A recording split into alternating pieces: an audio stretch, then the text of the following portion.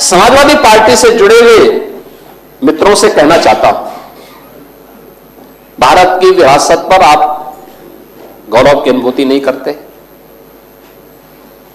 कम से कम जिनके नाम पे आप राजनीति करते हैं उनके विचारों को ही मान लेते।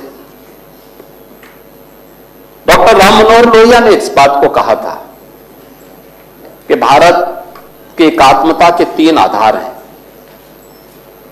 श्री राम, श्री कृष्ण और शिव शंकर, भगवान शिव। जब तक भारत की जनता इन 3 देव महापुरुषों के प्रति श्रद्धा का भाव रखेगी, तब तक भारत को भारत बने रहने से कोई रोक नहीं सकता। दुनिया की कोई ताकत भारत का बात नहीं कर सकता।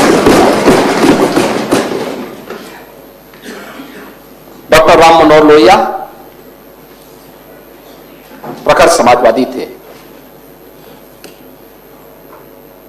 वे हमारी विचारधारा से जुड़े हुए नहीं थे, हां कांग्रेस के विरोधी थे, अपने मुद्दों पर लड़ते थे। आज समाजवादी पार्टी डॉक्टर लोहिया के विचारों से कितनी दूर भाग चुकी है। आज राम को, कृष्ण को, शिव की परंपरा को, भारत की विरासत को कोसना यह समाजवादी पार्टी का मानो जीवन का उद्देश्य हो गया। और दुर्भाग्य है कि उन्होंने आदर्श किसको माना है? यानी औरंगजेब को। औरंगजेब को ये लोग अपना आदर्श मान रहे हैं। औरंगजेब का पिता शाहजहां अपनी जीवनी में लिखता है, अपनी आत्मकथा में लिखता है कि खुदा करे कि ऐसा कमबख्त किसी को पैदा ना हो। उसने आगरा के किले में अपने बाप को कैद करके रखा, एक एक बूंद पानी के लिए तरसाया। और अगर इनको औरंगजेब पर गौरव की अनुभूति होती है तो ये लोग कम से कम पटना की खुदाबख्त लाइब्रेरी में जाकर के एक बार शाहजहां की ही जीवनी को पढ़ लें, देख लें, उसकी पीड़ा को देखें।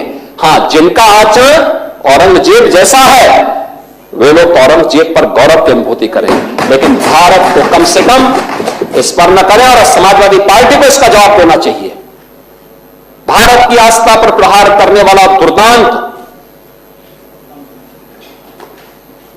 धर्मांत, क्रूर शासक, उसको समाजवादी पार्टी आदर्श मानती है। जो भारत को रोकने के लिए आया था, जजिया कर लगा रहा था, भारत का इस्लामीकरण कर रहा था, कोई सभ्य मुसलमान भी अपने पुत्र का नाम औरंगजेब नहीं रखता, क्योंकि इसे मालूम है यथा नाम तथा काम। अगर ऐसा नाम रखेंगे तो फिर एक एक बूंद पानी के लिए तरसना पड़ेगा।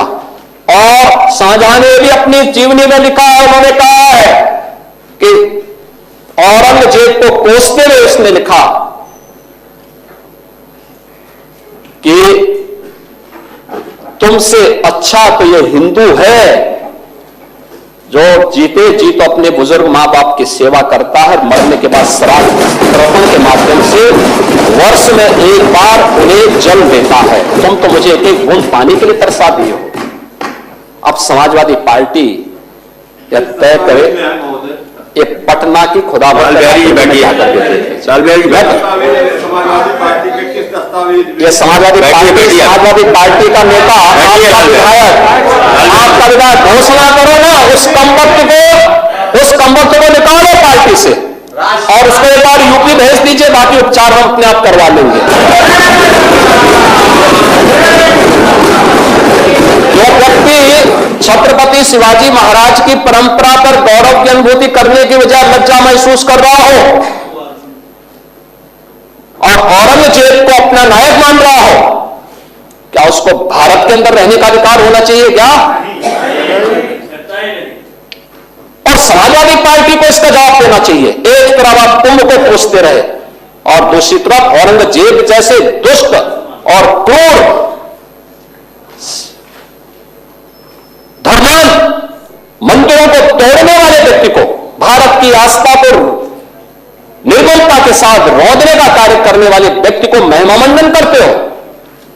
आखिर कौन सी नस ऐसी आपकी दबी हुई है कि आप लोग अपने उस व्यक्ति पर, उस विधायक पर नियंत्रण नहीं कर पा रहे हैं?